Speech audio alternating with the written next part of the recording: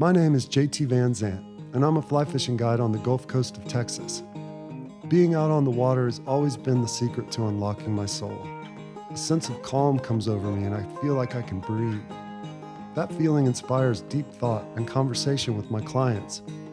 I truly enjoy sharing perspective on the human experience with folks I take fishing.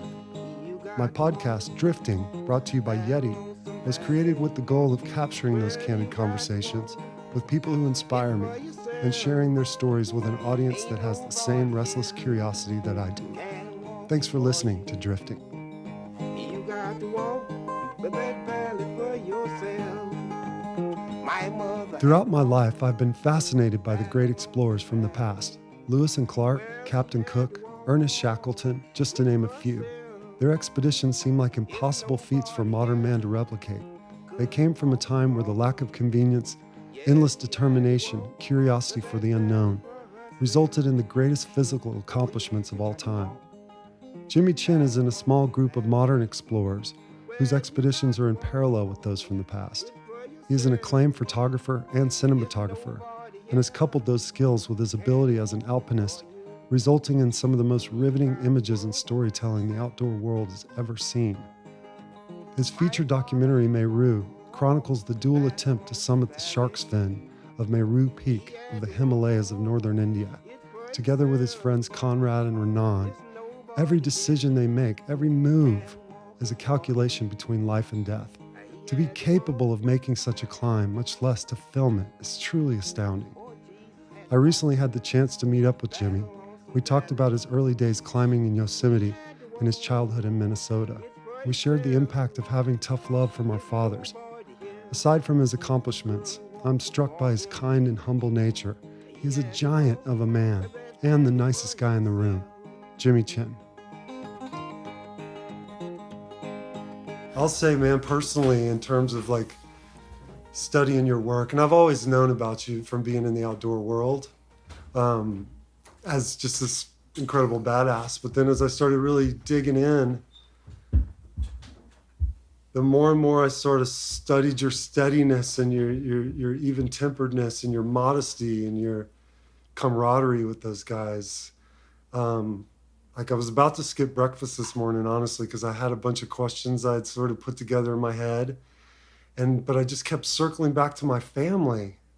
And I mean, I was crying a couple hours ago because the inspiration just is welling in me based on what you guys have done, but not so much of it being the specific route or Meru specifically. It's more of just this way that you've lived and pushed.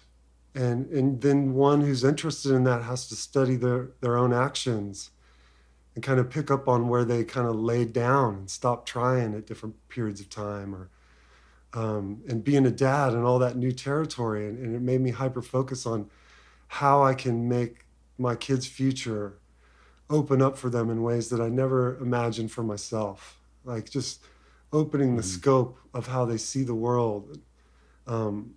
Instead of being so self-focused now, like letting go of the idea of what I could potentially accomplish on my own and pointing all of that to them.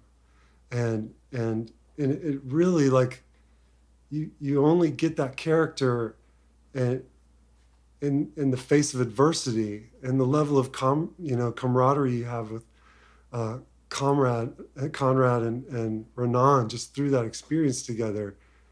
Like, you guys put yourself in that situation, but for instance, your parents in fleeing the communist revolution in China, and you being so close to that immigrant with that virtue and that integrity who came here to really put their shoulder against the wheel and get some shit done. And then I think the most striking thing in watching Meru was when you told me, it felt like you were speaking directly to me, how your dad was all about being tough. And then I started thinking about my dad intentionally, pulling moves on me that he thought would strengthen me.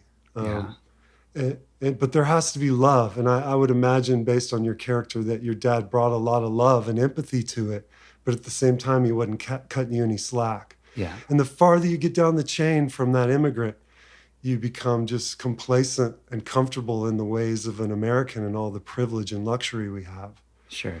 How do you keep that drive alive in future generations who don't understand the struggle of someone like your parents? And if you could maybe talk about your parents before they came to America and Sure. what they went through. I mean, I connected with a lot of things that you were just mentioning. I agree that, there's that aspect of tough love that my father, gave to me that I've only really come to understand, or I come to understand it more and more as I get older. And I remember how difficult it was to understand that when I was a kid, because I was like, well, why wouldn't he just lighten up, And now that I have a son and a daughter, I think about the influence that kind of, I guess you could call it tough love, has played out in my life, and how it's really made me who I am.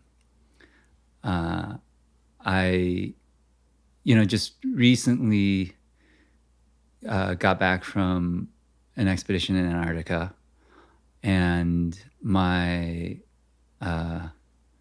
father died literally the day before I left on that trip, and I was really tortured about leaving on that trip. And he'd been sick. I saw him the week before. He had ALS, but it was like very accelerated. It accelerated very quickly. And I had a good conversation.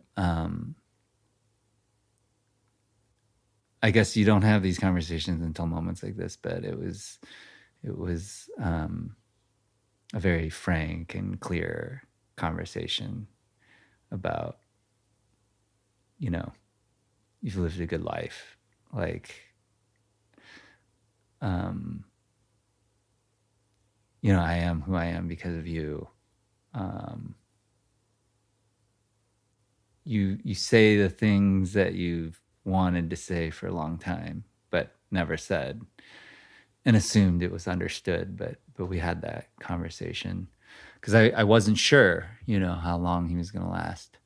And he was still clear enough to understand what we were talking about and have a conversation. And then it was probably a week later, and he died. Glad you and had I that was opportunity. Gone. Yeah. And I had that conversation with him in Antarctica, which was, in a strange way, a very fitting place because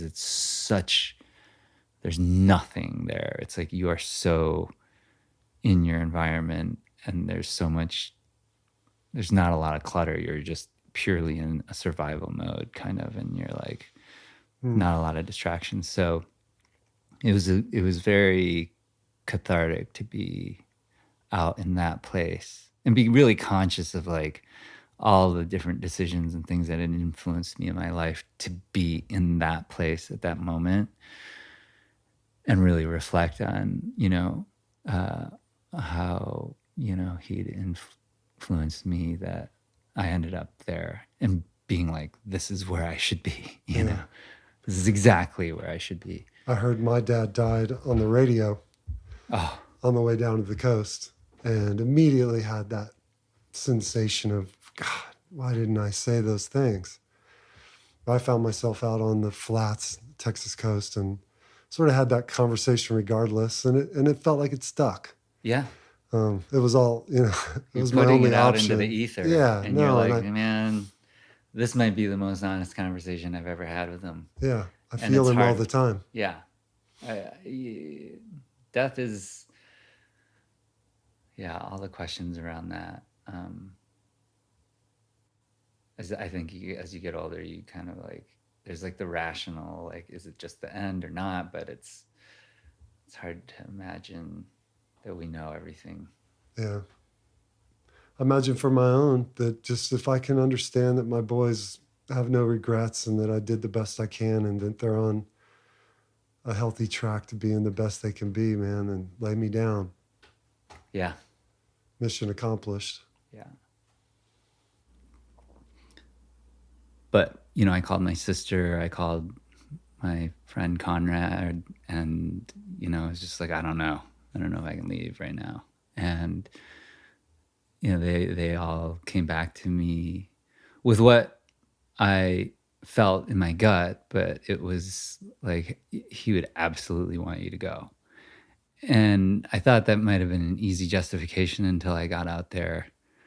And I was, you know, approaching this big climb with Conrad, and it was like one of the most, you know, outrageous landscapes I'd ever been in, just stunningly beautiful, and feeling strong and looking at a big objective that was a bit scary and intimidating, and, you know, having this moment thinking and being contemplative as we were approaching, and Conrad just stopped partway and was like, if your dad could see you now, you know. And, you know, yeah, I had one of those moments where I felt like he was there, and he was, you know, you just have this like sense of what it would look like to see your son out in this place pursuing something that, you know, really gives meaning to me, which is being in the mountains. And that's where I feel the most present. That's where I feel the most clarity and sense of purpose, and feeling like it was the right decision, you know. And then you know, this climb we did on this mountain called Olvatana was really, really an amazing climb for me and Conrad, because it was just the two of us. And, you know, it was a really challenging climb for us, and it was right on the edge for us. And we got to the top after 10 days of climbing, and we had this moment. Conrad had handed me this kata scarf, this like Tibetan prayer scarf, when we got to Antarctica. And he's like, if we get up there, you know, you can bring this up there for your dad. And so I pulled it out and I wrapped it around, you know, the summit. And I just had this moment where I was just deeply thankful and realized that this climb that we did, this amazing experience I just had, was, you know, in large part due to what I'd learned from him growing up. You know, how to persevere, how to be tough, how to, you know, really push yourself, really, you know, to the edge. And that was how I was brought up, you know. And it kind of came to this moment where it was a very emotional moment, you know, where it was like it all really came together, and I could almost visualize these moments in my childhood where I just was like, why is my dad making me do this? You know, like whether that was, you know, shoveling this huge driveway we had when I was like 6 years old or 7 years old. And he's like, you're not coming in until you're done. And I remember being out there for hours, you know, like, or like, you know, he had me studying martial arts from when I was like, as far as I could remember, and competing. And like, he just had me training all the time. And even as a kid, I was like, this is insane. Like why am I, you know, what's this all about? And, you know, I think I learned early on, it's almost not necessarily about the cause or, you know, but it was about excellence and like, and throwing yourself at something and doing the absolute best that you can. So I can relate to all that. And I think about how I want to, you know, was it perfect? I don't know if it was perfect. I mean, the way I was raised, my dad was definitely not a perfect person. He had really bad temper. He was, and really tough. but I always knew that he loved me, and I think, but it wasn't an easy childhood, you know. And there's much worse. I know that. I'm aware of that.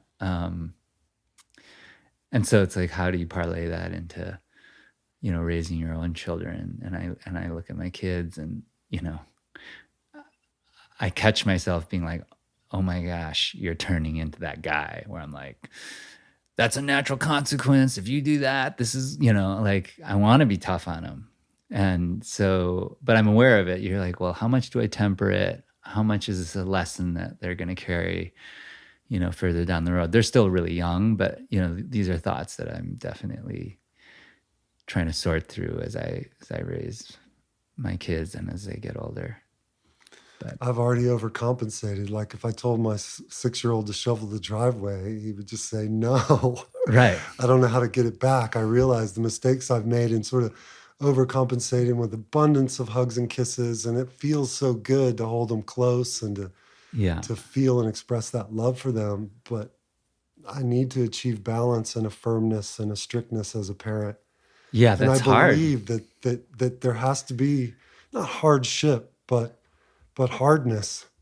Yeah, I mean, I've heard, you know, I've had people tell me, fathers with children that have grown up, you know, that said the hardest thing a parent can do is let their children fail, you know, let them make mistakes. And I think that's always, you know, stuck with me a bit. I'm like, okay, that makes sense, because it's really hard not to let them make mistakes, and they don't have the judgment to, you know, potentially keep themselves safe either. So it's like this really delicate balance. You gotta, you know, entrust them eventually. I mean, my kids are too young to really do this yet, but you know, they're 2 and 4. But you know, as they get older, when do you entrust them, you know, to have the awareness to even just be safe? But you still need to give them that trust so that they have confidence to make decisions, or they can make bad decisions and still learn from their mistakes without, you know, anything too dire happening to them. Right. So Well, it's like, it's a tough society balance. is not safe anymore. Whereas I guess, you know, there's just other risks out of your control, bad people out there, which makes it a little riskier even for your kid to ride their bike on your own street nowadays. Yeah. But you can't let that fear drive how you raise them. You've got I know. to give them that freedom to explore and to fail and succeed and get hurt and get stronger. I think that's what life does, though. It teaches, you know, hopefully it teaches you how to like make those decisions, you know, following your gut instinct. What is, you know, when you kind of push yourself, but you're applying it in a different way. You're like, okay, this doesn't necessarily feel that comfortable for me to let them do that. I think it's good to let them experience that. I'm going to take a gamble on it. And I've made the kind of risk assessment, and this is probably okay, or this is probably not okay. I mean, ideally you learn those things, and you can kind of parlay that into raising your kids. But you mentioned you wanted me to talk about my family, my parents. Anything specific? Yeah. What was their life like in China? How did they meet, and what drove them to America? Yeah. So my mother grew up in northern China, like pretty close to the Russian border, actually. And her parents were, you know, landowners, very progressive. My grandfather had been, was a doctor, trained in Japan. And my grandmother was also very kind of progressive. I mean, apparently she spoke 3 languages and in that time period, I mean, it must have been the 30s or 20s. That was... What level of education do you know? I don't know what level of education. I know that she spoke Russian and Japanese fluently, apparently, and I haven't done a deep dive, but she was an actress in Japanese cinema, apparently. And so she came from this like much more progressive kind of background. And then my father came from the South, Windsor, and his family was much, much more traditional, military based. So they came from very different backgrounds, and I don't think they would have ever met or gotten married except for, both of their families left mainland China during the Communist Revolution and fled to Taiwan, where they kind of had to start over. They both, got pretty good educations there, and then ended up going to the States in the late 60s for graduate school. And they met at Vanderbilt University. And, clearly they were both Chinese. So I'm, in the late 60s at university, I'm sure they had a community of people that they hung out with that were Chinese. But otherwise, they would have been, I always think about this, that they came from such different places that it would have been hard for them to come together. But if they were in China. But oddly enough, ironically, like I live in Jackson, Wyoming, and I married someone who lives in Manhattan, was born and raised in Manhattan. So I don't know if that's some sort of life irony, but my wife and I come from very different places too. Anyways, so they came to the States. They moved to Chicago after they finished graduate school, didn't like the city, heard that raising a family in Minnesota was really nice. And so they moved to Minnesota. That's what they told me, because I was always like, why did you move to Minnesota, of all places? They were like, we heard it was a really nice place to raise a family. It was the most miserable place to bring you up and make you tough. Yeah. I was like, really? So yeah, I was raised in Mankato, Minnesota, this like kind of small town, central Minnesota. They worked at the university, so I grew up running around campus. My mom was a librarian, so I had a lot of books shoved at me from a very young age, and I did a lot of reading. My mom's kind of like influence was really pushing me to like play the violin, and I started playing the violin when I was 3.5. And played all the way through high school. It was really important for her to have like a music component in my life. Was she more lenient than your father was? She was. They were both tough in different ways. She was always very clear about what the expectations were, but she had like a softer touch for sure. And she, I think back on it, and she always made it clear what the expectations were, and but she was kind of like a Jedi mom. Somehow I ended up doing what she wanted me to do, and then my dad was a little heavier handed, and studying martial arts and competing, and then they both had me on the swim team. I think they both agreed on that. So I swam competitively too, starting when I was like 7 or 8, and I swam all the way through high school as well. But it was structured discipline. Very, it wasn't just random. No, very structured. Meanness. I was either playing, practicing the violin, doing homework, reading, going to swim practice, or going to train.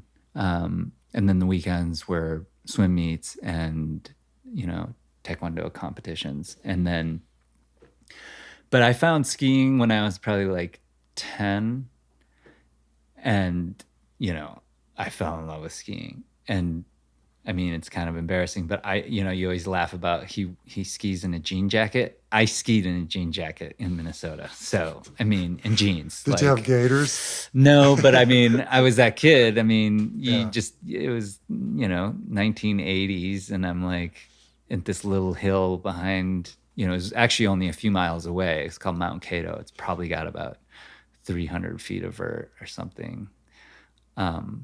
Maybe 400. It's surrounded by cornfields. It's like a ski hill in Minnesota. But I loved it because there were no rules and it was just for fun. And so, you know, You're wet and cold a lot. That was some of yeah, your earliest no, it was training, like hilarious because it skiing was in like denim. cold Minnesota, 0 degrees out, windy, and like you're out there frozen like a popsicle, skiing. But it was so much fun, and I that's what I got to do if I did well in school, and if swimming was going well, and everything else was on par. Like my reward was to get to go skiing. And so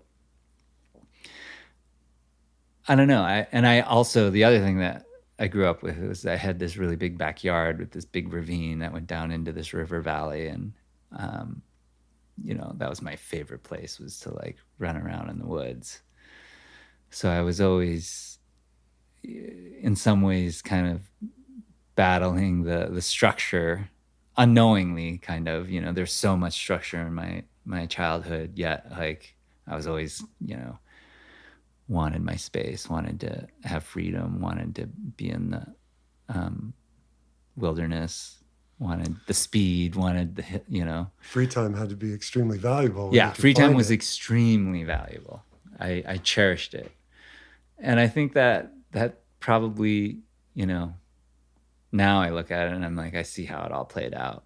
I took a lot of the things that I learned from, the discipline of going to swim practice every morning and every evening, and, training and school, and like, pushing to do really well in all those different aspects, but also wanting them on my own terms as I got older. And, I definitely took a divergent path from what was kind of set in front of me by my parents. Because, they were always like lawyer, doctor, finance, Were they laying those things out in front of you? Yeah. These are your choices? From a very, very young age. I mean, it's pretty stereotypical, I think, of like, I can't say for all immigrants, but like certainly Chinese immigrants, it's kind of stereotypical. I mean, you hear about it. It's like the dragon or the tiger mom wanting their kids to, it was like, very much like that. Crush all academics and get into their Ivy League school and all that stuff. So, and that was probably, of all the kind of decisions, and it's not just one decision, you have to make a series of decisions in life, right? So it's like the big struggle for me was breaking out of, the expectation of my family and parents. I think a lot of people probably encounter that in life. But, when I finished college, there was like clearly an expectation, because essentially my parents spent their entire life savings putting my sister and I through private school. It's not like they worked at a university. My mom was a librarian. It's not like we were, we were classic middle-class family, but school's expensive for 2 kids, private school their whole lives. I mean, they spent all their money on that. And so I appreciate that now even more, that they really kind of devoted their lives to working so that they could put us through school, any school that we wanted. And, my sister ended up going to Stanford, and that's pretty expensive, and I went to private school, Carleton College, and I went to boarding school before that. So there was that pressure. Like, I wasn't totally ignorant of the fact that they had, put all their money into me getting an education. And then when I left college and moved into the back of my car and moved to Yosemite and said, no, I'm going to be a climbing bum, there was the record scratched for them. Yeah, there was some pushback on that, to the point where like there was probably a few years, probably between 21 and 24 or something, where like I rarely kept in contact with them because I couldn't. It was already feeling like a stretch, to battle like my cultural and familial kind of expectations, and you're trying to find who you are, and classically your early 20s, you're trying to figure it out.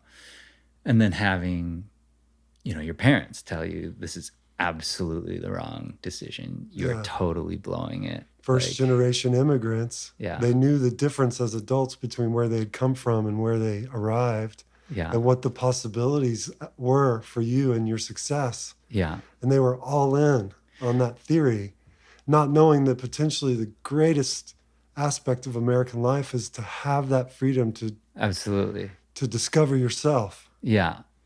I think that in a way, though, I'm sure some psychologists could totally deconstruct this whole thing. But, in a way, I also remember there was this realization when I decided to go down that path of living on the road and climbing and skiing and just vagabonding and freewheeling around the West, and that I had something to prove, and maybe that like I said, I'm sure some psychologists would be able to pick this apart, but I think at that point I was like, okay, well, I'm going to show them, like it's not like I'm just going to like out there for a good time. Like I wanted to take everything that I learned and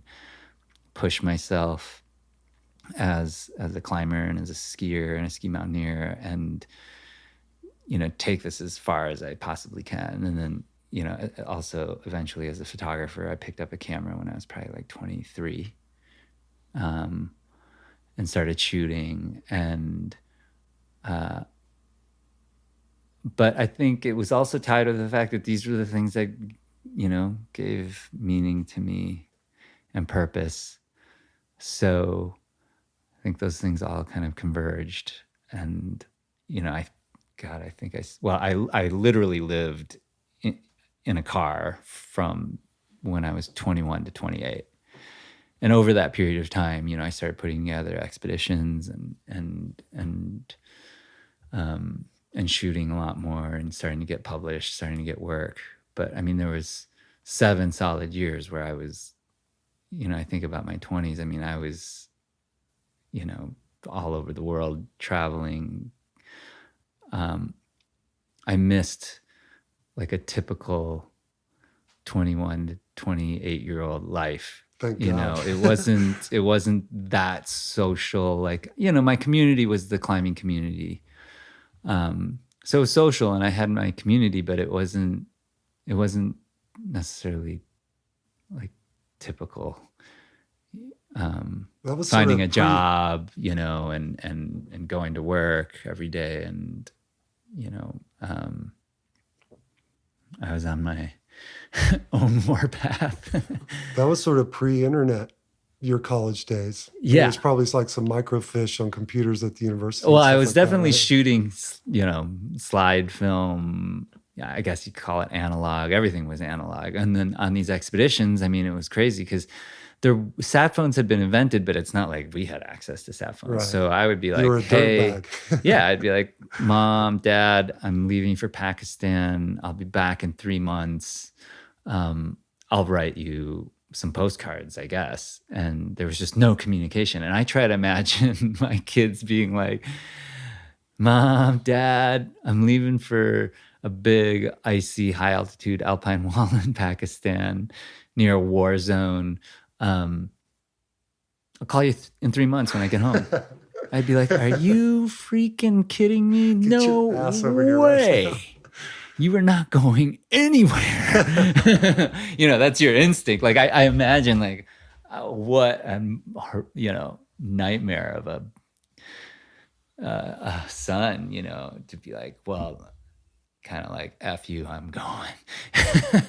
Was skiing the seed? Was the experience skiing? Did that Skiing definitely plant the seed of being an alpinist? and a Yeah, mountaineer in your I head? think just I think skiing and climbing tied me to the mountains.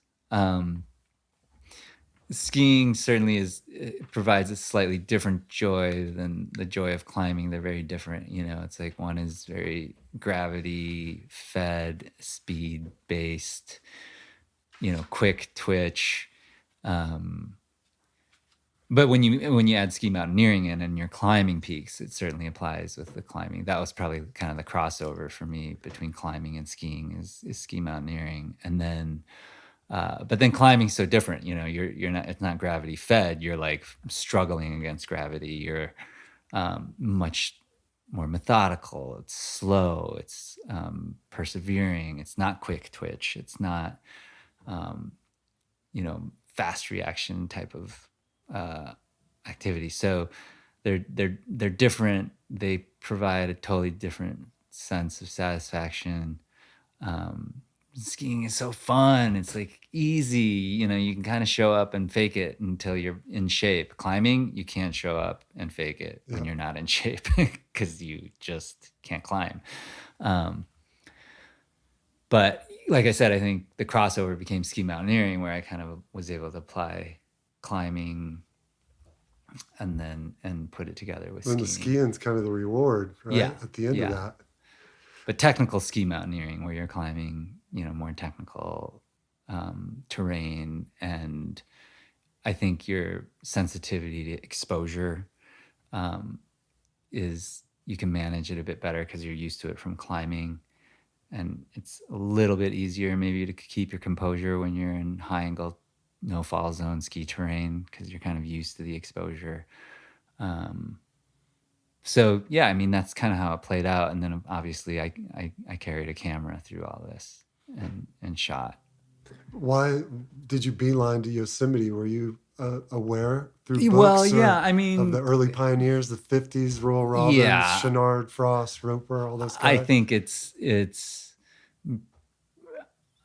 I think like if you were to apply it to different sports, like if you really want to be a serious pro surfer, you spend time on the North Shore and you surf pipeline, or if you are really serious about climbing and you want to like push the edge and be in it, you go to Yosemite. Did you show up there before the park rules started limiting access and ability to kind of live in the park? I mean, it was definitely there before I got there. Yeah. And that was, I was running from rangers and hiding from rangers for that whole period of time. It was about, staying low profile, not having any run-ins with the rangers, because you're limited to 2 weeks in Yosemite. And it could take 2 weeks to get your climbing gear together, find your partner, go up and climb a wall. That's 2 weeks. You can't just climb one wall. So if you're really serious about it, you got to spend seasons there or years there. And so I used to sleep. I had this little 1989 Subaru Loyale, it was called. It was like powder blue and hatchback. And so I would literally crawl in the back and cover myself with all of my gear and sleep underneath all my gear with like this little air hole where I could like breathe, and that's how I would hide out. And I'd park in the obvious places at that time, because I'd be like, okay, they'll look in here and they'll be like, oh, there's nobody in there. But I spent a lot of nights. Yeah.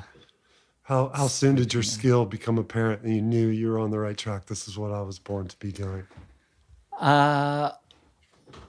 I think it was certainly my first big expedition to Pakistan, to the Karakoram. And in my mind, I was always, when I got into climbing and I was looking at all the climbing magazines, the thing that struck me was actually this photo from a friend of mine now. I didn't know him at the time. He's a bit older than me.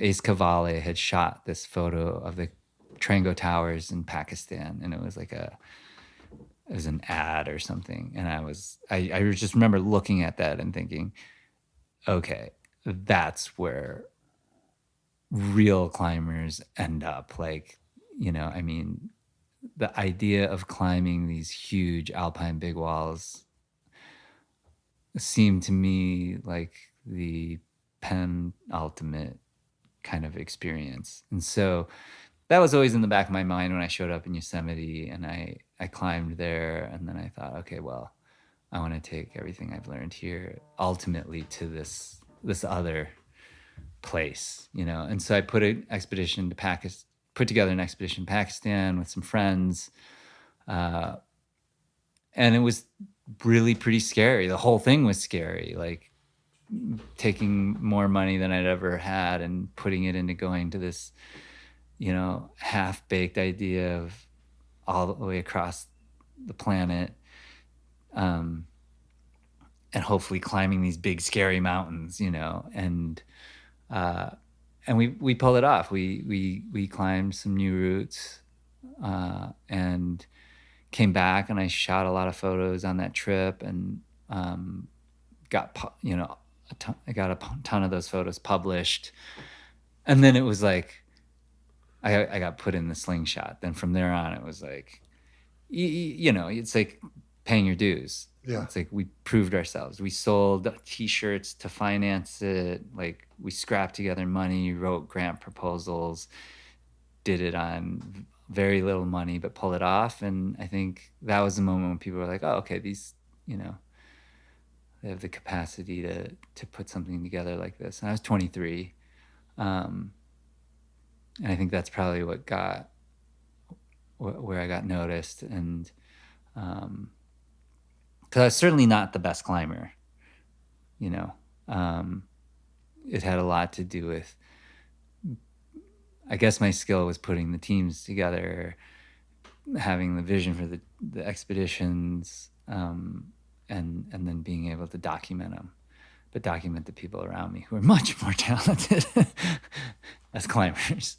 But I could hang, you know, like I can, like I think about it, like the skill that I have is like,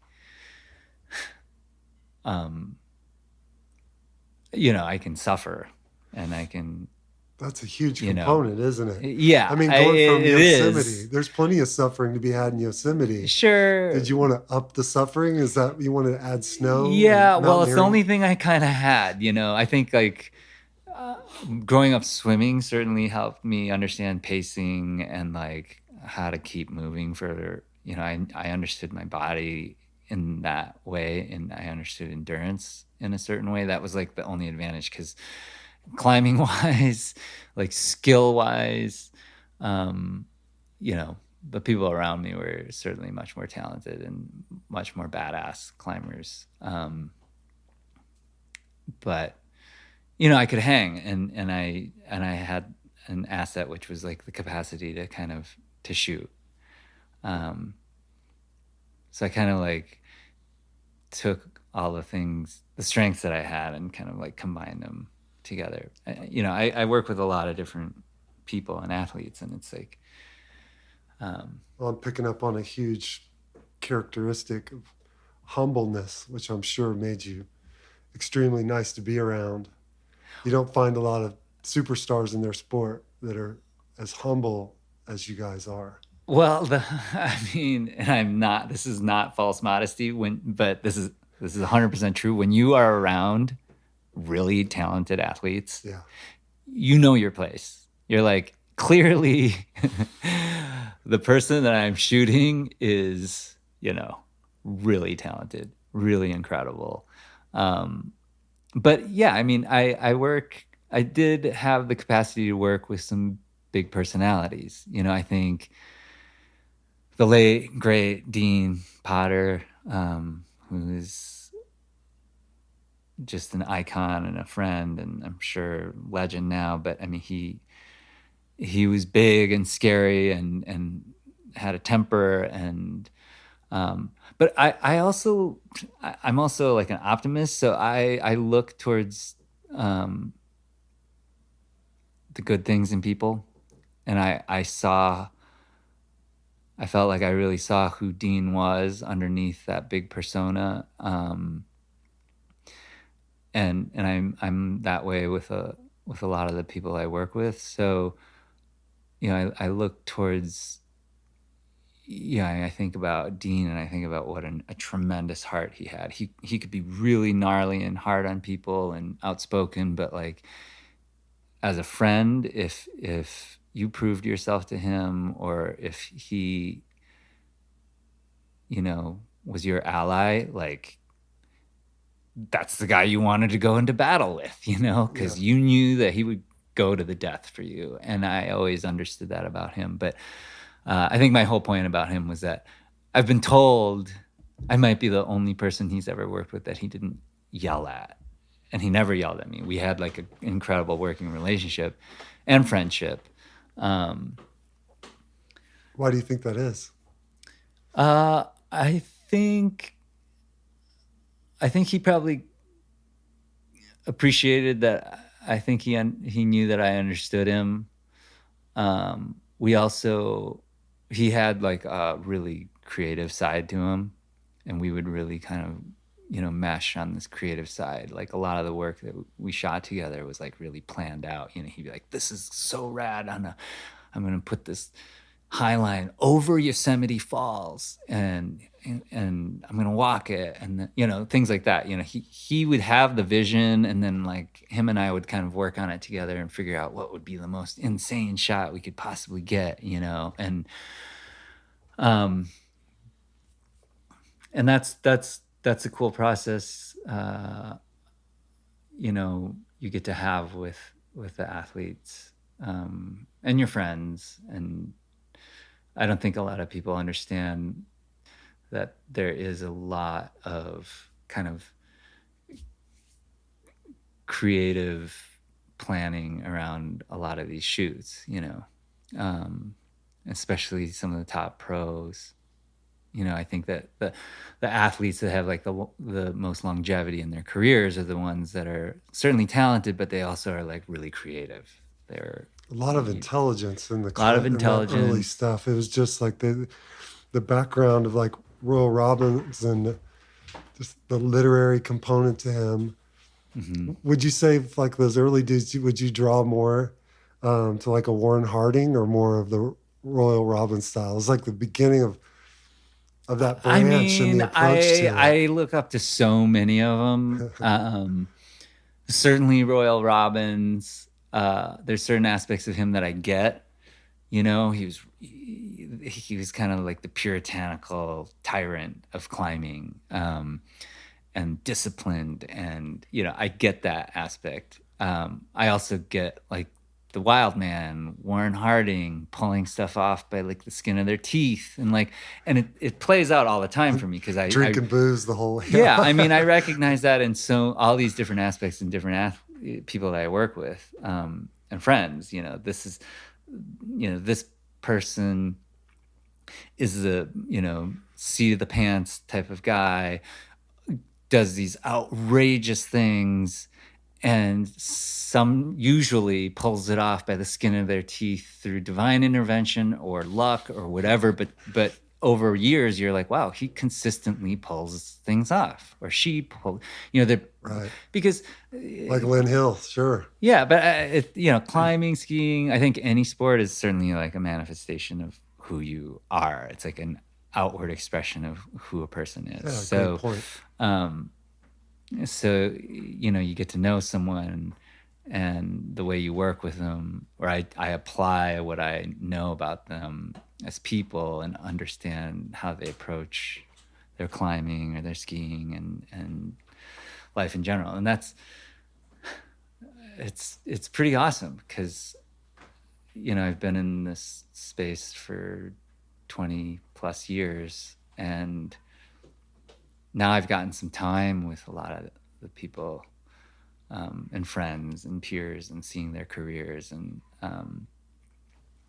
it's cool to see how a lot of it's played out for people, and then how it hasn't, because some people don't make it. Right. You know? More so than on just about any other sport that you elect to engage in. I mean, you could go to battle and get killed and lose half your friends and come back, maybe not. Yeah. But you guys are dropping off mountains all the time. Yeah. I love how Royal Robbins was sort of forced to reckon with Warren Harding's routes. like when he was chopping his bolts Mhm. in protest of his accomplishment on Half Dome, right? On El Cap, yeah. On El Cap. Yeah. And sort of, most of the way up, he stopped chopping because he realized, like, fuck, this guy did some very creative stuff up here. Yeah. No, that's... And he had to say, look, I'm just jealous now. I realize that this is a fault of my own. I'm not going to cut the bolts. I'm going to try to learn the rest of the way up what was in his mind, how he pulled this off. Oh, that's kind of beautiful. It is. Because they were so polar opposite. Yeah, yeah. No, I think that's a great metaphor for,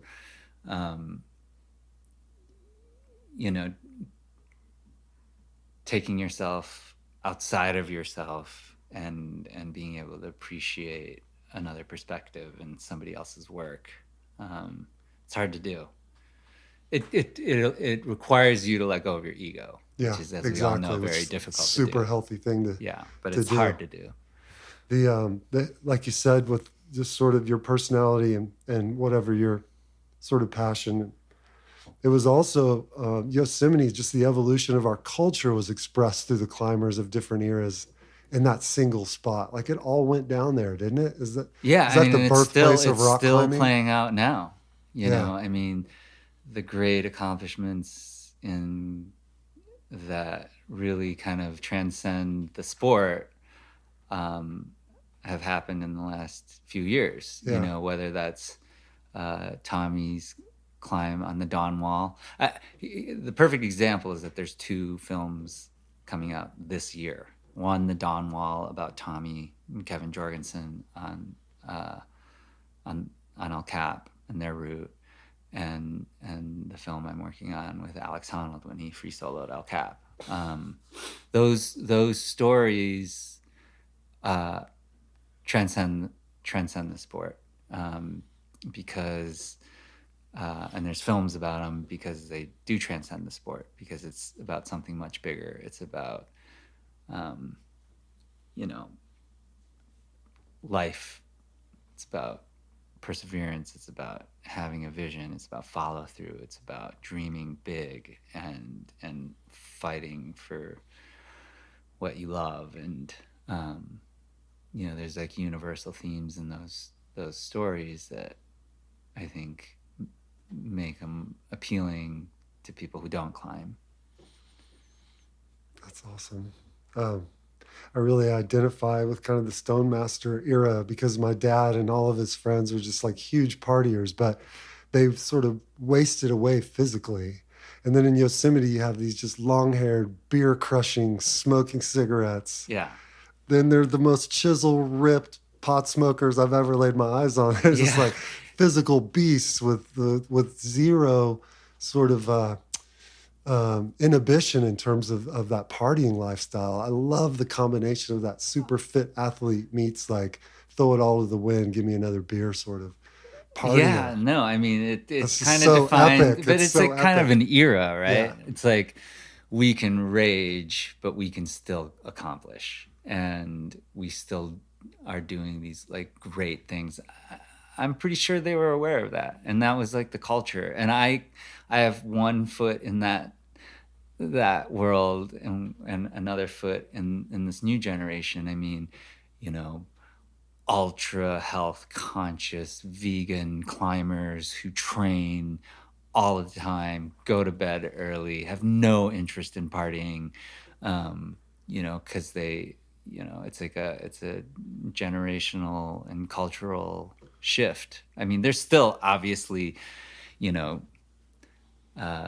people who party and climb and have a good time and maybe even aspire to the Stone Master era, but there has certainly been a shift as competitive climbing has come up and it's become much more structured. I'm not saying it's a bad thing. I'm just saying it's different. No, and I have a foot in both sides, and I appreciate, it would be foolish to go back and replicate that behavior. Those pioneers did that, and it crosses over so well. My dad wrecked himself physically and wrote some of the best songs out there.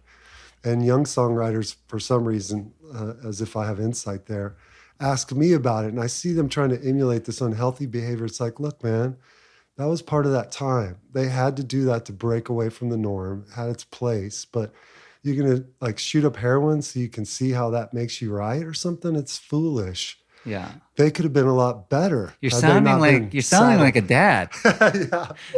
Thanks for saying that, You're man. sounding like you're Thanks for sounding like saying that that. guy. I mean, that's the funny thing is like I'm totally in that same space these days where I catch myself, you know, I'm on a production and I've got a whole crew and there's some of the younger guys there and you know, we've been carrying loads all day and ropes and rigging.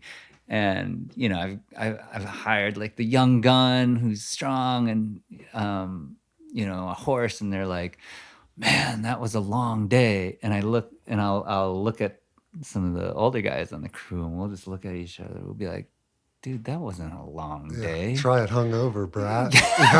And then I'll be like, oh my God, I'm totally turning into that guy. I'm like, what's up with this new generation? They don't know how to, you know, and I'm like, wait, calm down. You're totally sounding like that guy. But, and that's unfair too. Cause you know, I have really incredible, hardworking, people on the crew who, you know, definitely lay it on the line but I catch myself sounding like that, being like, oh God, I'm turning into that guy. Were you anxious after Pakistan to show your folks that it wasn't a bad decision you made? Because your mom, like, right, your sister tells it that she was sort of mortified she had potentially raised this homeless bum, right? Yeah. Were you anxious to get back and show them the magazines? Was there some? No, it just started happening. Yeah. And I mean, I think the big moment for me was I got invited on a National Geographic trip.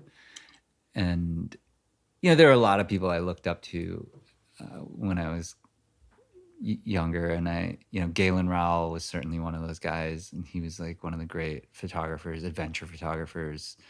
I always think of him as the guy that invented like participatory photography journalism in the adventure space, where he wasn't just shooting from the outside, he was like in it. He was like a climbing team member, and he was, you know, able to be a climber but also able to shoot, you know, these incredible images. And which is always a bandwidth issue, you know, you're trying to deal with surviving or climbing and then having the bandwidth to come out and shoot something and bring back something incredible is always like the thing that impressed me about him. So I aspired to that. But I went on a National Geographic expedition with him and Rick Ridgway and Conrad. I've talked about this before, but we did this really incredible trip to Tibet, and I got to see what like the real pros, the guys that had been doing this for a long time. I mean, collectively, I think they had 100 expeditions between them, you know, and you learn a lot. And that's how I learn. You know, I don't learn as well from people telling me, I have to see it. But I shot a few photos on that trip that got published in the magazine, in the Yellow Border, and there was a huge display in the lobby of the National Geographic headquarters in DC from that trip. And then we were asked to give a talk at Grosvenor Auditorium, which is like the big auditorium at the headquarters. And my mom came out, and I remember kind of feeling how proud I felt. And I could see that she was, you know, walked around the lobby with me and looked at all the photos and heard about the trip. And then we got up and spoke in the auditorium, and, you know, the editor-in-chief was there and everybody was there. And you know, I could tell she was proud. And so it kind of happened. And I don't know when it happened for my mom and dad, but it was certainly like there was a moment when they were like, okay. Did she ever say it, or was it enough to just see Well, it? she said it in the classic mom way, where she was like, I'm proud of you for doing this, but you really shouldn't be doing something this dangerous, you know. It's like What like she said that she made you promise not to die before her. Mm-hmm. Yeah, Was that a limiting factor, or was that just in the back of your head? No, Or I think it was did you- smart. It was like a Jedi mom move Yeah. because like I remember when she said it to me and I was like a little bit reluctant to agreeing to it because I didn't want to be beholden to it, but she wasn't going to let me off the hook. So I was like, okay, fine. All right. And then, you know, it ended up playing out in all kinds of different situations. It probably saved my life. I don't know. But Yeah. I mean, there were certainly moments where I was like, you know what? Yeah, you know, it takes you. Sometimes it's really hard to make good decisions in the mountains, especially when you're younger, because you aren't able to step outside of yourself and look at decisions objectively Yeah. because it's all tied up in your ambition and ego. And so I think that it just gave me that one moment of pause where I would step outside of myself and look at a decision that I was faced with. That's why I guess the structure of climbing and mentorship and all those traditions are held so strong, is because you got to have it. You can't excel without that message from someone before you, right? Yeah. Without that leadership. I think it applies in all facets of life. I think where you have to be able to make objective calculations and not emotional ones. I'm sure people in finance or stock traders, or I mean, there's any number of careers where being able to have that capacity to make an objective calculation as opposed to an emotional or objective decision as opposed to an emotional decision is really, really important. When did you meet Conrad Anker? How did that relationship come about? I met him right after my first expedition to Pakistan. And the trip that I did to Pakistan was actually inspired by a trip that Conrad, Peter Croft, and Galen Rowell had done to this specific area in the Karakoram. So I met him and someone introduced me to him and I was like, oh my gosh, it's Conrad. You know, I'd seen infinite amount of stories and pictures of him and as I had kind of come up as a climber. So I was really intimidated. And I remember he looked at me and said, oh, you're Jimmy Chin. And I was like, he knows my name. And he was like, yeah, good so job. awesome. Good job in Pakistan, you know, because we basically climbed a few formations that he had seen when he was there. So he knew exactly what they were. And so I like kind of stood there kind of starstruck for a while and then kind of like built up the gumption to ask him a few questions. And I said, I asked him, I was like, is it hard to shoot for the North Face? And he was like, no, I'll introduce you to the photo editor. And at the time, I kind of knew this, but I didn't know it as well as I did later. But at the time, there's only like National Geographic photographers shooting for the North Face. It was like Gordon Wiltsey, Chris Noble.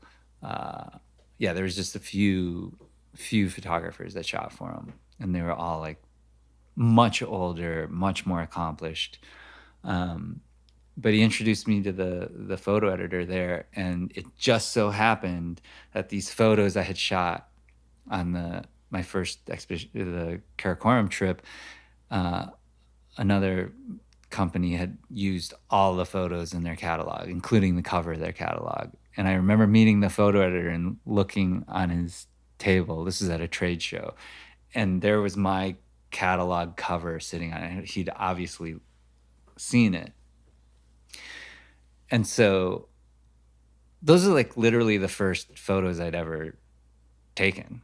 I mean, not with a real camera, you know. I'd shot a few other photos, but that was like my first time where I was like, I brought a bunch of rolls of film and shot them. And he's like, oh, you're Jimmy. He's like, nice job. You know, yeah, why don't we set up a shoot? And Conrad's like, yeah, I've got this shoot in October. Why don't you come out and shoot it? And I was like, I think I was 24 or something. And I was like, no way. Boom, boom, boom. What have I gotten myself into? I have no idea what it is to go out and shoot like a major commercial assignment. But like they say, fake it till you make it, which is exactly what I did. That's incredible. Yeah. And so how did that relationship blossom into a mentorship beyond? Well, it was funny because we went to shoot and on that shoot, Connor was like, well, what are you planning to do next? And I was like, well, we want to go back to the Karakoram and climb this peak called K7. And we're climbing in the mountains and I'm shooting photos of him. We're up in the Sierras. And he was like, well, how would you, he's like, what do you think? Could I come with you guys? And I was like, I mean, in my mind, I was like, you want to climb with us? And he's like, here, just to sweeten the deal, if you let me come on the trip, I'll get it paid for. I was like, okay. So we ended up going to Pakistan with my good friend Brady Robinson, who's now the executive director at the Access Fund. And we didn't end up climbing K7. We had a pretty epic trip, got stormed off. But then that was the start of our relationship. And then the next year is when I went to Tibet with Conrad and Galen and Rick, and Conrad was the one that invited me on that trip. So Did you cross the whole country or something? Yeah, like we that? crossed the Changtang Plateau, which is kind of like the highest alpine desert in the world. It's like average 17,000 feet or something like that. But we spent the next, I guess that must have been 2003. So we've known each other for 15 years. And we just had one of those partnerships where you pick your partners carefully, and when you find someone that it works with really easy, then you stick with it. And clearly Conrad is responsible for a lot of what's happened in my career, from that first shoot for the North Face to the first shoot for National Geographic, for all these other expeditions and climbs. And we went after things that require a lot of confidence in your partner. So having him as a partner really elevated my game. And then obviously, eventually the Meru, which kind of launched another part of my career, was clearly inspired by Conrad's story. Yeah. Which made it a really difficult film for me, because I wasn't willing to put it out unless I did it right, for Conrad. It meant a lot that it was the most that it worked for riveting him. thing I've ever watched. I've watched it 4 or 5 times now. It just my early perspective of climbers and how serious that was. I was up in the Wind Rivers outside of Pinedale. Used to go hiking with my buddy Alvin in the summer times for long periods of time, and never saw anybody up there. And I kind of, in my head, started thinking how awesome we were, right? And at one point, like 25 miles in, we're fishing this lake, and we jump on this trail to get to an above tree line lake, see if there was some golden trout in there. And about 5 or 6 ice climbers were coming down this trail. And I was like, Alvin, what's going on there? And he's like, oh man, it's like he pointed to this ice fall on the horizon up in the peaks. And he's like, that's probably another week and a half hike just to get to the base of that thing. And these dudes just were so emaciated and gaunt. And they walked right by us. I remember saying, hey, they didn't even pick up that I was even there. And their faces and the seriousness and the deprivation and the exposure, their chapped faces. And oh man, I immediately erased the board on how extreme what I was doing was. And we were dicking around putting, the syrup bottle in someone else's pack and seeing how long until they realized they had more weight, right? But, running out of ramen and having to eat fish, it was a wonderful way to live. But there's some exposure, but nothing compared to what these guys were. And I remember immediately after that trip that we saw those guys sort of digging in and reading about Shackleton and kind of just like, wow, man, that's just a whole nother level. and that's where you were at from the beginning. Well, not from the beginning, but I certainly started to, you build up to that. And I think that that's a lot of the appeal, is that you see, oh, I pushed myself that far, and I could actually go further, and you're looking for the edge. But it can be a dangerous game too, obviously, because you keep looking for the edge, and eventually you find it, and it can be, yeah, it can be a dangerous game. And it's hard to justify, but It's over as soon as you hit the peak, right? I mean, except for that elation, but you're moving on. There's nowhere to go from there but to the next thing. yeah, it is. You can't camp out there for days and relish in it. Yeah. You got to still get back down. What you mentioned is the more dangerous part. Were you unable to film coming down in Meru? No, is that not part of the story? No, we filmed it, not a whole lot. We made the decision to end on the peak because it felt right, and it kind of left you figuratively still up there, which I liked. Never really coming back to the ground. Right. But you were only halfway. Yeah. At the top. Yeah. Right? You got to come down. But we had, it was a pretty epic descent, and we did film it, but we made the choice in the film to kind of end it on the mountain.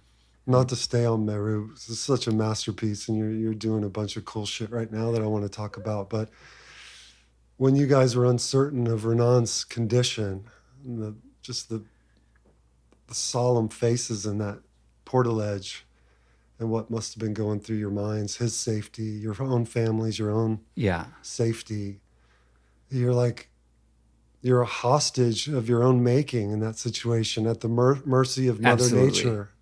Absolutely. It's just astounding. I was so relieved to see that he had it in him the next day. Yeah. To push on, because I didn't know what was happening. My first viewing of that, I was like, he had a stroke. Like, he's screwed now. What are they gonna do? Yeah. And I'm sure that's what you guys were feeling to the we level. were calculating how we were gonna get him down, but you take it moment by moment. You're really in the moment. You're making decisions in the moment. So it worked out clearly. Was it necessarily the most conservative play? Probably not. And those are those really, those are those moments where those are the hardest moments to make decisions, It felt like the playbook was gone. You were just having to figure it out from there. Yeah. But you do a lot of that in climbing, especially as you go on bigger expeditions and bigger mountains. You're faced with those kind of decisions a lot. But you also change as you get older, as you see more. Your priorities change, your ambitions change, life changes. So you just, in a way, you just hope for people and hope for yourself that that those decisions become clearer, and you survive it. Conrad told me to ask if you had rills in your fingernails. Yeah. What is that? That's what happens when you go on a good expedition. Mine have grown out from Antarctica, but when you go on a big expedition and you're deprived of food, and there's, kind of semi-traumatic event happen to your body, it shows up in your fingernails. There'll be like a little divot or a trench, because, whether that's from diet, it's probably diet and nutrition. You can track it in your fingernails, and you'll see, oh, that's the period where I was on this expedition, and then eventually it grows out. It's like finding, you can tell if you cut a tree down when the drought years were by the rings. Yeah, exactly. Drought years, for sure. Conrad, what a burly guy. But what a charismatic and fun and child at heart as well. losing his friends, marrying his friend's wife and taking over the fathership role Yeah. of Alex's children, having a heart attack before you guys went to, like, when I read about his heart attack, I figured he's just going to have to like teach climbing in a gym now or something, but that's Yeah. before you guys went to Antarctica. Yeah. You just I know. just kind of share your admiration with us, with Conrad, what Well, it means to you. Some people might think that is questionable decision making, but I get it. I mean, it's what gives him life, and he made that assessment, and we climbed a big burly route together in December a few months ago. So I do remember him looking at me saying, "I'm back." And I was like, yeah, clearly.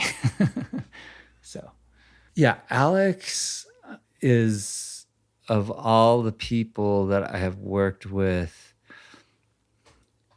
you know, Alex has a particular strength. And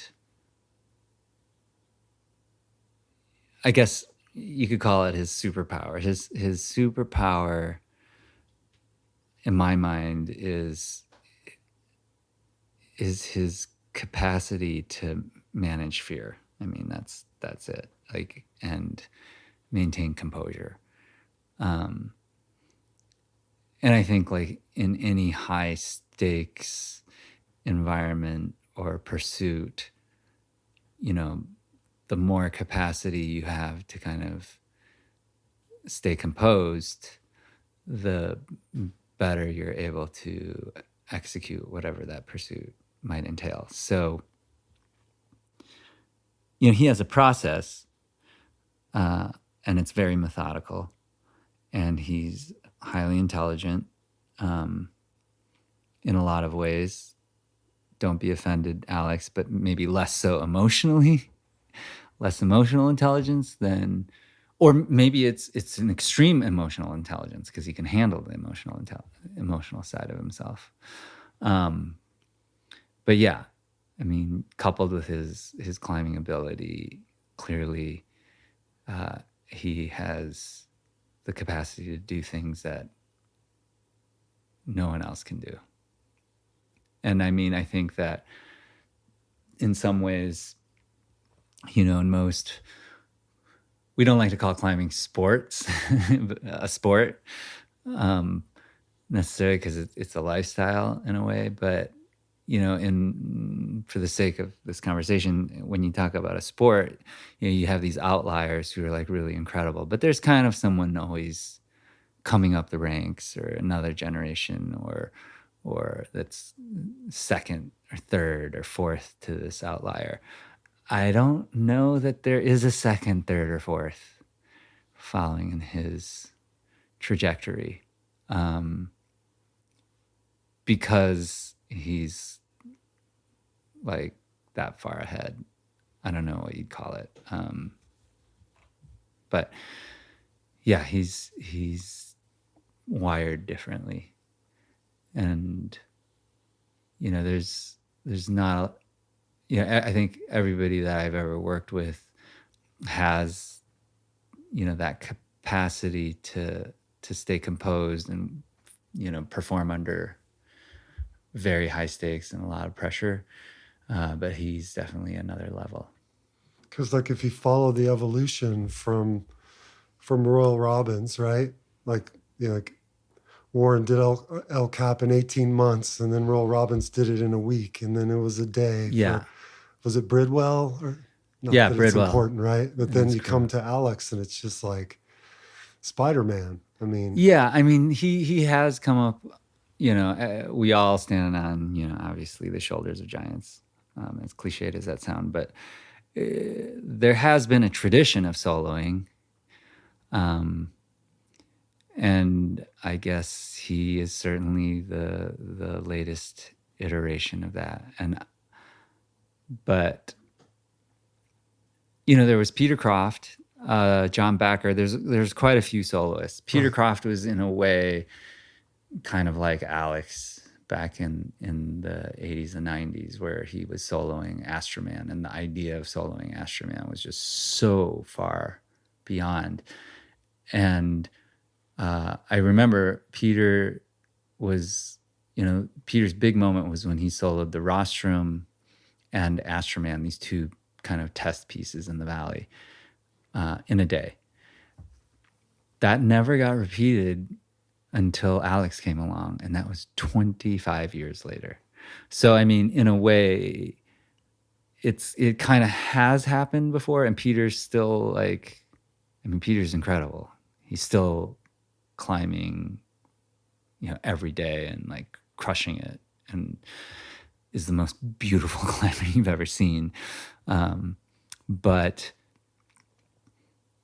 he was kind of one of those big leaps. And then, but imagine a sport where, let's say you're a snowboarder in the half pipe and you do a trick that nobody does for another 25 years, or you're a figure skater and you do something that nobody can replicate for 25 years. I mean, that's a big deal. It's huge. Or you're a gymnast, or you're, that is what makes a legendary athlete. Is there no one of any age at this point that seems to be the next Alex? Is he in a Well, league by I don't know himself? that there's anybody right now being like, yeah, I'm going to go solo El Cap. Right. I'm pretty sure, not with any real intention to do it. I could be wrong. Maybe someone will do it next year, but I highly doubt that somebody's going to solo. And I'm not putting it out there or encouraging it. Exactly. But I just don't know that somebody's going to solo El Cap anytime soon. I've had some pro surfers tell me that the next big surfer is going to come out of a surf park. And Alec kind of came up through climbing gym.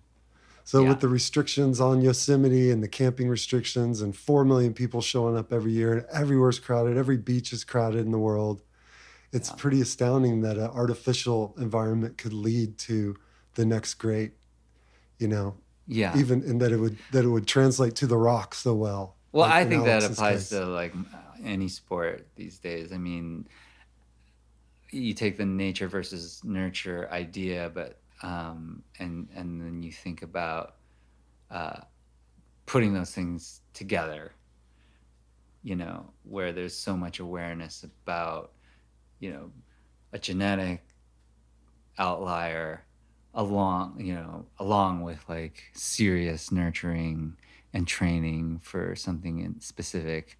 That's why you look at pro sports today. I mean, they're gladiators, you look at just in pro basketball or pro football. I mean, you don't make it to that level these days unless you've gotten all of it put together.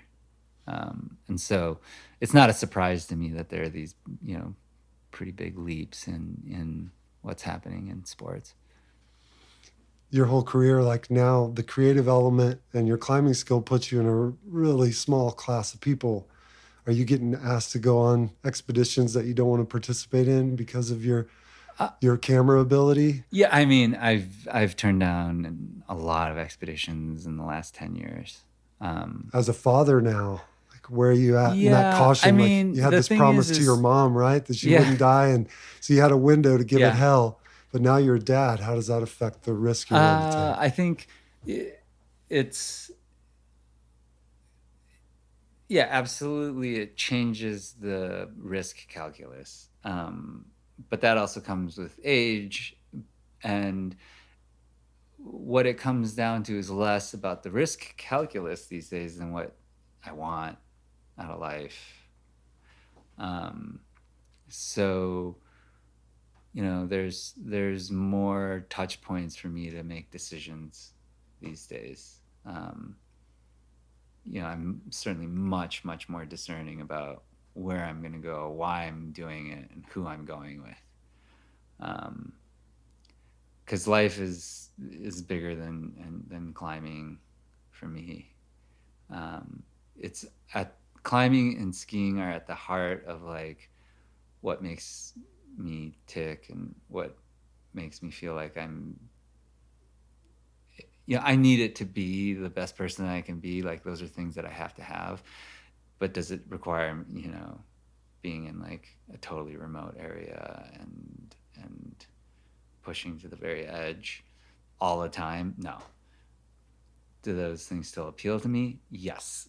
Antarctica was a great reminder. Like I came off of that trip on like a pretty good high. I'm probably still on it. It was amazing, and it was a reminder. I was like, yeah, this is in so many ways the kind of experience that I've sought for a long time, and we call it feeding the rat. It fed the rat for a little while. But I have other ambitions now too, sticking around long enough to see my kids grow up, working on films and really throwing myself at like long-term projects are also extremely satisfying. And so, it's about finding that satisfaction, and they come in different forms now. The evolution that happened for me from being a climbing bum to professional climber to photographer to filmmaker, all kind of still ties together from the idea of trying to be, not necessarily trying to be the best at your craft, but like pushing your craft. And like, whether that's climbing, skiing, photography, or filmmaking, and you're just applying kind of the same principles to the things that have kind of caught your eye or that you've discovered along the way. And clearly they all have their challenges, and you're constantly trying to overcome those challenges, and then eventually not just overcoming the challenges, but to like excel and push the boundaries, whether for yourself or whether it's something that you see in the genre. You're like, okay, well, I've seen these things have inspired me. I want to get to that point. You feel like you get to that point, and then you kind of think, well, what could I do to like take it to another level? That's just applied across the board and from the beginning. And so becoming a filmmaker certainly is like a natural progression as you get older. For me, as I got older, and it's almost like I didn't necessarily choose it. I mean, clearly I chose it, but I wasn't that conscious of the decision. I definitely rolled through my career on instinct, and I'm much more of an kind of instinctual person. A lot of things wouldn't necessarily have added up or made sense if I was like too rational about it. But I feel like now there are all these things that I've experienced through my career or whatever you want to call it, my life, where there are kind of emotional experiences that I've had that have been deeply meaningful to me, that now, I don't know why, but it's like I want people to understand it and feel it, because I feel like it's an incredible experience. And so maybe, it is about sharing that experience. Like you're like, that was really incredible. I wish more people could have that experience or understand what that's like. And it's really about, a lot of times it's about bridging worlds, because I travel in a lot of different circles, and I always apply, parallels. I think about, oh yeah, this person does finance, this person's a lawyer, this person's the top doctor. Like, but at the end of the day, I still see the same drive and ambition, people finding something that they're passionate about, people having an experience that's transcendent. I know a certain genre and I know a certain experience, and I want to share that. so when I make a film, I always know it's interesting because there's a narrative of the film that you're working on, but I always know what I want people to feel. Like, and the film's not good enough until I feel like people feel what I'm trying to get them to feel. And hopefully it's not, I'm less worried about the intellectual aspect of it, which my wife is incredibly good at. And that's why we're a good team. And I mean, we both obviously, on the intellectual side, I want people to get certain things as well. But in my process, it's a lot about what people come away with it emotionally, and that's like really hard to do, as I've discovered. And so that's kind of like the big climb for me these days, is like getting people to feel this experience and like really empathize with a character and understand. And in a perfect world, they aspire to it, they experience it in the film, and it somehow like moves into their lives in a positive way. That's like, I guess that's a big part of what I'm doing and what I want to do. Well, that makes perfect sense. You loved photography early on. You loved skiing. You wanted to learn to climb. You put all those things together and becoming an alpinist. And then you didn't know what the story was at first. And the farther you pushed those passions in combination with one another, the more apparent what it was you were supposed to do all along became. Yeah. And you keep driving that. So I guess the message to anyone is just to figure out what it is you're good at and don't let up. Yeah, I mean, essentially, that's how, if we want to bring it full circle, it's like, as a parent, I'm not so worried. I don't need my kids to be pro climbers and pro skiers or photographers or filmmakers. Maybe it's not obvious, but it's obvious to me. It's like, I want to present them with all these opportunities. The only thing that I kind of strive for in their lives is that they find something that they love and that they find meaning in, that they're able to pursue with passion and all those kind of cheesy cliches. But yeah, if they find something that they love, then my role is really to kind of try to instill in them a sense of curiosity and drive to find that thing that they love and like pursue it with excellence. I don't know. No, that's kind of harsh too, yeah. because it's putting a lot of pressure on them. But I guess as you get older, you're also conscious of how much time you have, and you're like, well, the runway's getting shorter. Yeah. You're like, sure, well, you kind of want them to have the most, dense and incredible experience that they can have while they're around. For me, I kind of don't want them to become a fisherman. I think there's greater things. I sort of just lucked out in finding something that I enjoyed doing, and I became good at it. But to provide just a safe platform for them to discover their own individuality. Yeah, absolutely. But the thing that occurs to me is like, I can't break with what I'm passionate about at this point. They have to witness me engaged in the thing I love and sort of get that meaning from it, but not necessarily copy what I'm doing, go off and find something else to apply that same that's framework the to. Tools that you have, right? Like if you want to show your kids how to live like a passionate, like engaged life, you have to have that thing in your own life. And yeah, it's like, I don't care if they become climbers, or I prefer they didn't become like alpinists, Himalayan climbers. But I know that, that's what, is important to me on a lot of levels. But it's, you're an example to them. And if they glean what they can from like how you live your life, then that's going to be the most impressionable lesson that you can give them, I think. Happiness, love, Yeah. an adventure. Yeah. Well, like I told you early on, Jimmy, man, I didn't know what to even ask you. I put you in a league so far out there. Don't. But the inspiration is what I took away from it. The inspiration and how you've lived your life and what you've done. That applies just to an ethos in living.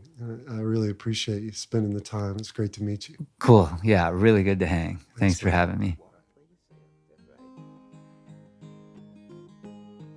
Thanks again for listening to Drifting, presented by YETI and hosted by me, JT Van Zandt. To listen to more episodes, visit yeti.com or search Drifting on iTunes.